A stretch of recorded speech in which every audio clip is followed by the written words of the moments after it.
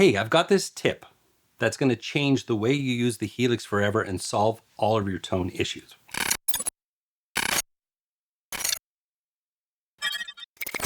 Now, unfortunately, there are videos like that on YouTube. Thankfully, we have a lot of great channels that offer some great information about the Helix and related products, and I've learned a lot from them myself.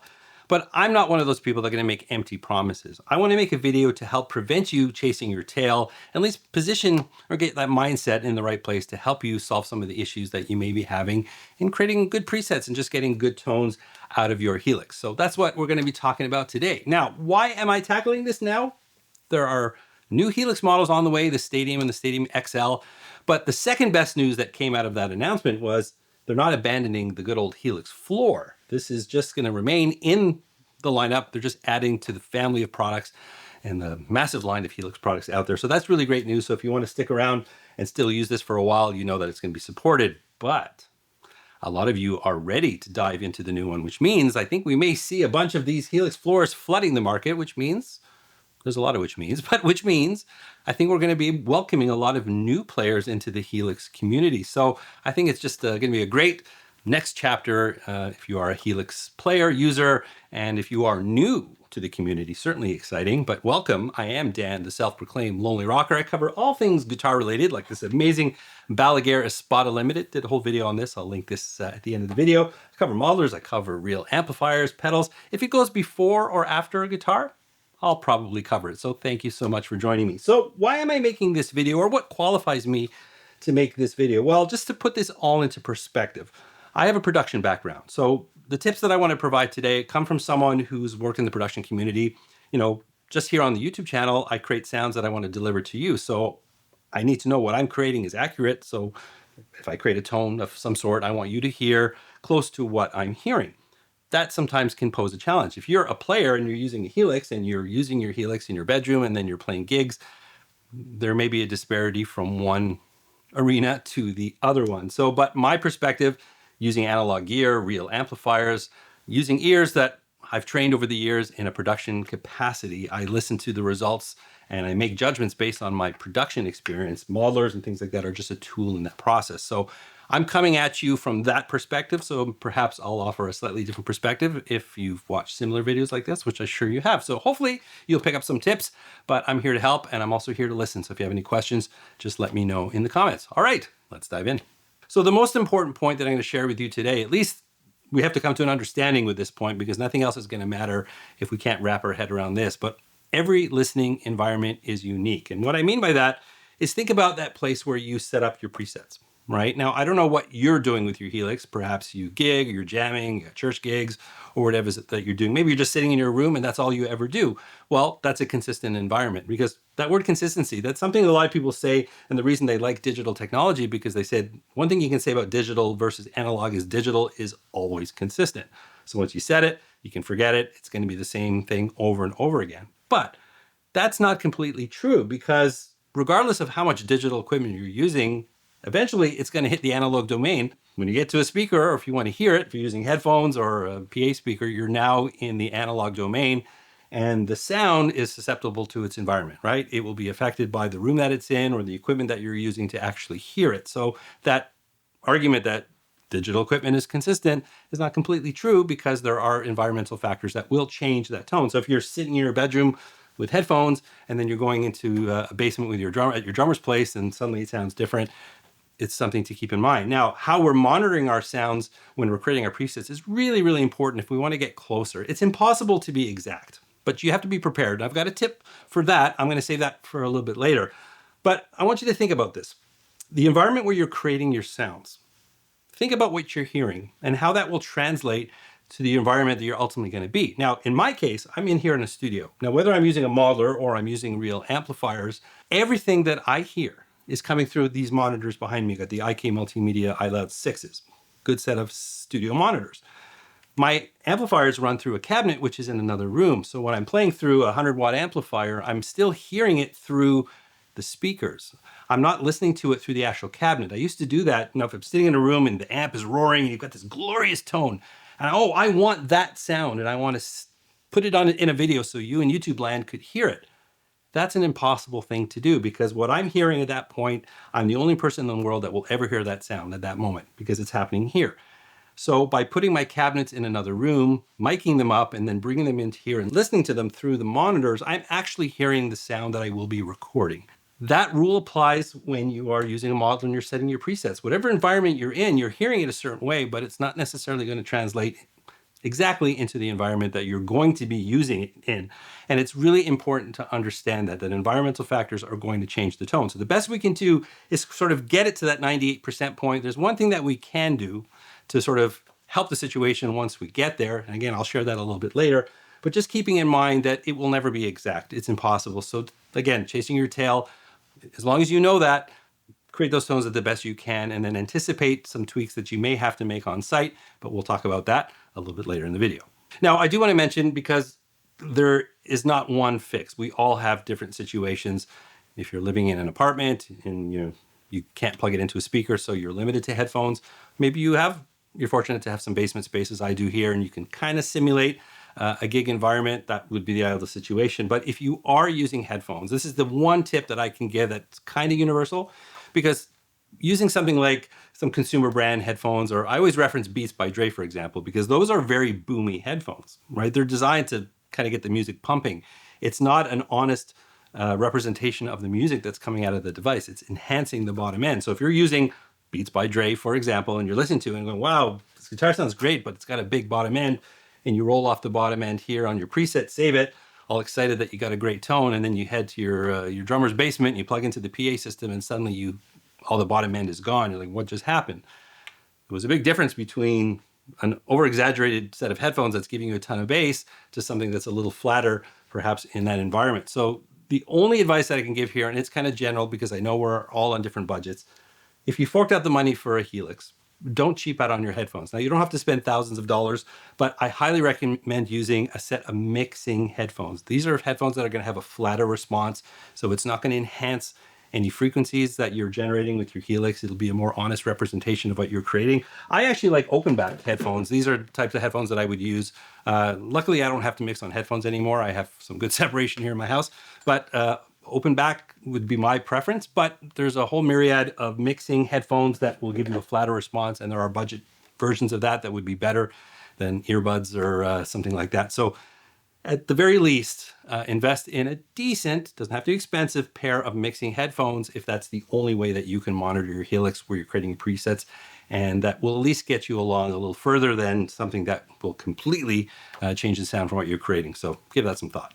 The next sort of, we'll call the first official tip, actually, is a term that we use in the mixing world that applies very much with a product like this, is gain staging. Now, the word gain is a bit confusing because it's kind of misused. In the guitar world, we often say gain when we're referring to distortion, right? You got a really high gain amplifier. It's a metal amplifier with huge amounts of distortion.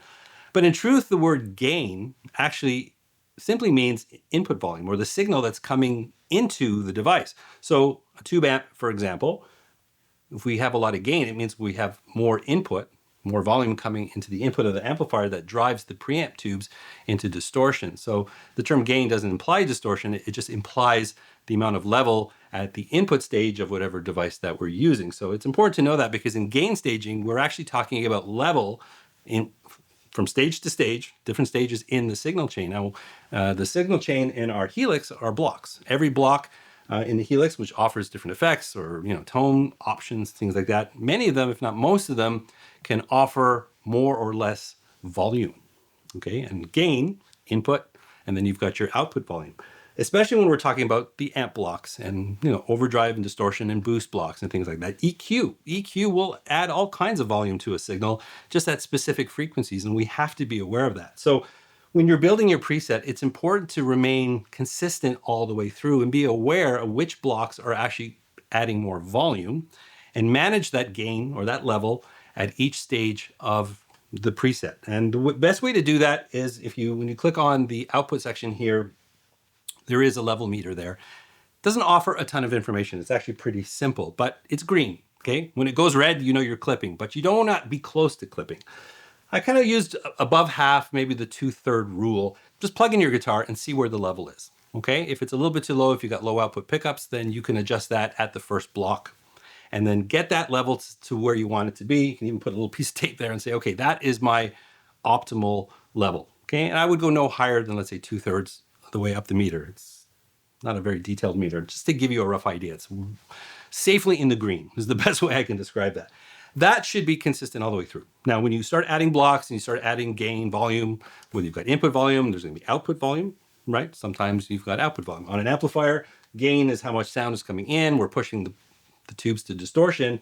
And then amps that have a master volume, well, we can turn it down at that master volume there, and but we're still enjoying all the saturation created by that high volume that's coming into the amplifier. You can treat all the blocks the same way. You go in, you do what you need to do, but make sure you're coming out at the same level. Now, the one exception is often we're putting a boost or an overdrive in front of an amplifier. I generally look at those two blocks as one block, right? Because the purpose of a boost is we want to raise that volume to get more gain, more level into that amplifier to create the type of saturation that we're looking for. But if we do that, we're also increasing the volume that potentially is coming out of that block. So look at those two as one block. Make sure your gain going into the boost pedal overdrive comes in at that level that you've set. Crank it up, do whatever you need to do. Make sure you're not clipping, but get that saturation, that sound from that amp the way that you want. And then coming out of that amplifier, just make sure you manage those levels on the way out. If you're going straight into a cabinet, you might be going to effects first. That's different philosophies here. We'll cover that perhaps in another video. But the tip there really is to look at the boost or overdrive and amp as, if you are doing that at the head of the signal chain, look at those as one block, even though they're two, and make sure the signal coming out of that amplifier block will be consistent with that level that you've set or that you want to achieve all the way through. And just do that step by step all the way through. If you're not sure, you can turn off your blocks and just go one at a time. And if something's peaking a little bit, it may affect the next block because different blocks respond differently to different signal levels. Some want more, some don't care, some need less. They just respond differently. Some blocks are more dynamic than others. So gain staging is extremely important. You got to watch those levels. You definitely don't want to clip, but if you can remain consistent all the way through, you'll go a long way to creating a really solid preset, and you'll minimize some of the issues that you may have if you don't realize that maybe some of the blocks are a little too loud and it's just causing some noise, or maybe some clipping that you didn't know was there. So just keep an eye on your gain staging. It's really, really important. So I'm about to dive into a topic that I know has been a topic of conversation in the Helix community for a while, and that's high cuts. And I'm going to talk about that in a second, but just ahead of that, I want to just very briefly talk about being careful about overprocessing. Now, overprocessing is something that a lot of, especially newbies to this world, whether you're in the real amp world, using pedals, or if you're using modelers. Now, one thing that I've come to learn about gear, and especially using real amplifiers, is that I choose amps because I like how they sound and I like what they have to offer. I know there's different schools of thought here, and there's no right or wrong here. I want to make that clear because some people just like to tweak and change and really push a device. I like things to breathe. I like things to kind of be what they're supposed to be. And the modifications that I do are done in such a way that, like, the amp is designed like the way it accepts pedals, for example. You know, obviously that's kind of a modification in a way. But I have some amps here that just respond so well to pedals, but they were designed that way. You know, some amps don't respond as well. But I like the amp to be the amp. I like it to breathe. And I don't want to push it to the point where it's not itself anymore. You know, it's kind of taking me to areas where it doesn't feel natural and things like that. And you can think about your amps and your pedals and things like that in the Helix in much the same way. You know, let them do what they're supposed to do. Pushing them a little too hard might take you into territory that just doesn't feel right. Now, we all are searching for different tones, and sometimes people just want crazy sounding, noisy, scratchy, fuzzy kind of tones. So there's always going to be exceptions to this rule. But there's a thinking here, a methodology that I like to practice here, is by overproducing a tone, overprocessing it, sometimes takes us away from what we're trying to do. And one example is that sort of heavy guitar tone. There's a popular misconception that you need a lot of distortion for the guitar to sound heavy, but I've learned that sometimes backing off on the distortion, combination of the tone or the sound of the guitar that you choose, like this guitar, for example, Balaguer makes their own Hypernova pickups, and these are really ballsy pickups. I find them really thick and aggressive. But if I overprocess the amplifier, sometimes it can get a little bit noisy. But if I back off on the gear, I'm getting the texture that this guitar is offering. So I'm respecting the guitar. I'm letting the amp do what it's supposed to do. I'm not oversaturating the amp, so I still have definition and detail in the guitar part. I'll double track it. And once combined with the bass, it just sounds really good and heavy. And I may only be a third of the way or half of the way up on the gain knob. So with any block that you're using, try to back off sometimes, and add it in slowly, because over processing, over producing a tone, just pushing that processing too far, sometimes is the reason why you're killing your tone, and definitely something to keep an eye on as you're building your presets. All right, so I'm going to dive into the old high cut discussion. It's funny, a friend of mine recently jumped into a Helix LT, and he was here, was in one of my videos recently. And he brought it over because it was very new to him. He's been using another device for a long time, and he was having trouble getting some tones that were really kind of tones that would make him happy. He was kind of feeling, it's a little bit flat, not really sure. So I told him to bring it over, and we took a look. And I noticed a couple things. Now, keeping in mind that when I record a guitar tone, 9 times out of 10, I'm actually using real amplifiers. I actually use modelers for their effects, for their signal routing capabilities. I have a number of modelers here. I've got the Fractal here. I've got the Quad Cortex here. So they all have different jobs to do, whether I'm capturing amplifiers. But whenever possible, I like to record real amps. That's why I have amps here. But they work in tandem with the modelers. So I'm not often recording the sounds from the modeler unless it's sort of a scratch track, because I do write songs through the modelers. I don't bother hooking up the amps until I'm ready to reamp. So anyways, I took a look at his preset, and I noticed a couple things right away. Number one, very quick tip, and not a lot of people do this, but never run a cab block into another cab block, okay? You can run parallel lanes, of course, in the Helix. Always have your cabs in different lanes. That might sound stupid, but there was a preset that actually had a cab into another cab. Unless you're just trying to come up with something weird, that was not his intention, of course. So we noticed that, so we corrected that. Make sure your cab blocks are in different lanes. But the other thing I noticed in manipulating the cab blocks is something that is common to all cab blocks in different modelers, but something that has been more relevant to the Helix, and that's the high cut setting. I took a look at Fractal's presets. I took a look at the Quad Cortex, and the Helix, for some reason, often has a high cut in their cab blocks, sometimes as low as 8K. Now, first of all, what is a high cut? What is a low cut? If you're new to mixing, it's a frequency curve, it's a filter. So if you think of the full spectrum of sound, if you do a low cut, you're basically rolling off the frequencies below a certain point. So anything below that low cut will be removed, and depending on the angle of the slope, that's how gentle that removal will be. If it's a hard, like straight line down, often that causes some kind of artifacting and unfavorable results. So you generally have a bit of a slope. And then at the top end, you have a high cut. Now, in the mixing world, there's sort of a standard curve that many mixers subscribe to, not all, but many, is that we'll often cut off anything below 80 or 90 hertz. I generally keep that at about 90. The reason is there's not a lot of usable information in a guitar below 90. Maybe some rumble and things that'll just get in the way of the bass guitar and the kick drum. So I always roll it out at 90. And then at the top end, I generally roll out around 10K. Again, there's different schools of thought here, but there's not a lot of useful information, at least in the context of a mix, because if you've got some cymbals and more splashy sounds that are sitting on top, if you've got those same frequencies in the guitar, it's just going to get in the way. And if there's any fizzy or a little artifacting or digital stuff or whatever you want to call it, often happening up there, well, a little roll off tends to fix that. And a creative choice that I make, often around 2K or a little bit below, is often where we'll find some unfavorable kind of sounds from the guitar.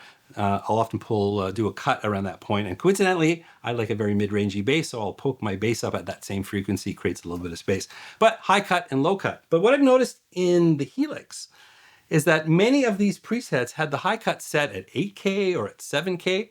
And so I looked into this. I almost made a whole video about that. And I've come to learn that the reason that is at least what some people are saying, is that the high cut slope built into the Helix, it's not something that you can actually adjust and you can actually see it.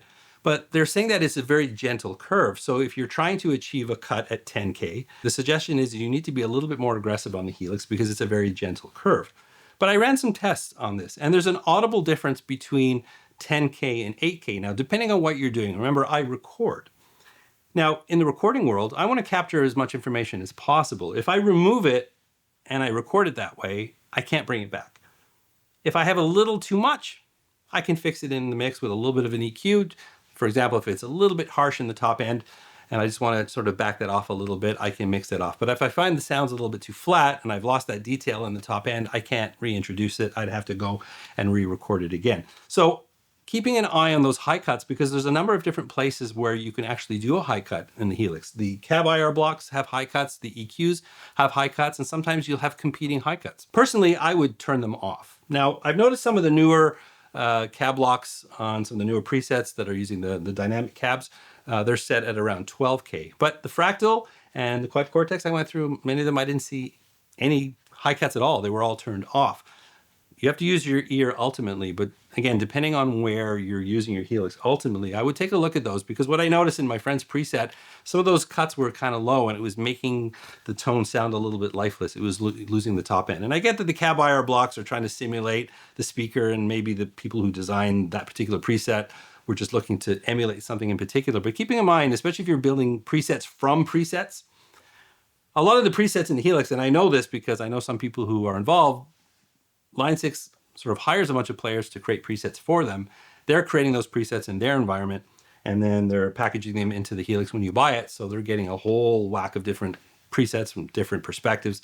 And many of those presets created by individual guitar players in their individual environments may have decided at that moment that it was a little too harsh for them, so they used a high cut to sort of roll off that top end, but that might not work for you. So I would go through any preset if you're building your preset off an existing one, or if you're creating your own, if there happens to be a high cut as a default.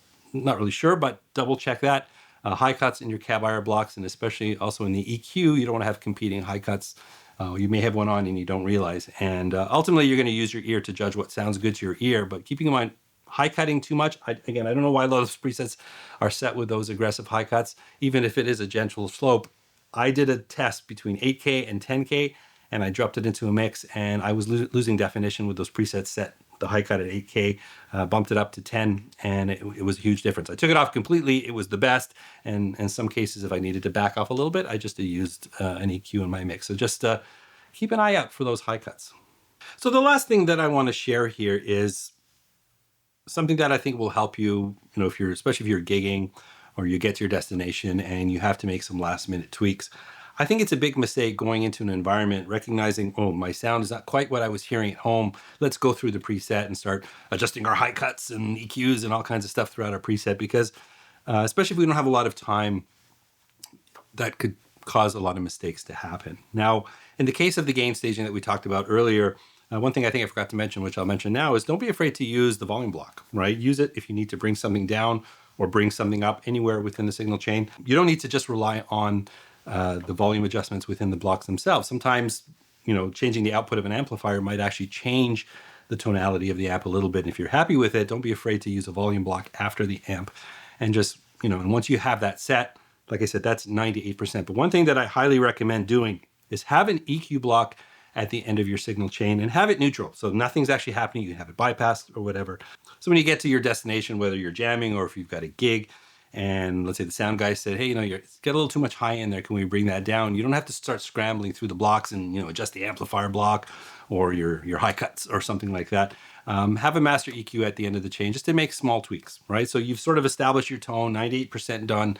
And then at the last minute, if you have to make any adjustments, a little too much bottom end, something like that, you can make that with the EQ block at the end of your chain. That's something that can be dynamic. And by dynamic, I mean, it'll be different depending on what venue that you're in. It's never going to be perfect, but if you're sitting in the mix properly with your band and you feel a little better, like I said, if you're losing that top end, you just need a little bit more, bring it up a little bit with one block. Don't scramble through your preset at that point, because the potential to make mistakes is going to be high at that point. So the last line of defense for every preset is have an EQ there, keep it neutral. If you have EQs throughout the chain to help you get to that point, that's fine, but have one EQ at the end of the chain that will allow you to make the last small tweaks just to sort of get yourself feeling better about your tone at your gig, and that should get you done. And just keeping in mind that it'll never sound exactly the same. It's a struggle that all guitar players have. But if you arm yourself and build your presets properly, practice some of the things that I shared with you, and just have that ability to make that last tweak at the end, I think you'll be good.